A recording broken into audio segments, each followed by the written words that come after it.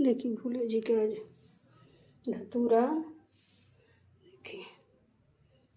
ए जटवा से बोहे गंगारवा हमरा भोले बाबा के।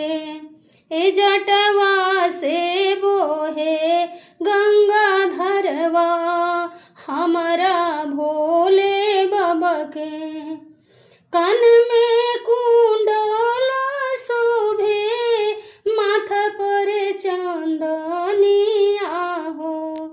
कान में कुंडल शोभे माथा पर चांदनिया हो। ए जटवा से बोहे गंगाधरवा हमरा भोले बाबा के।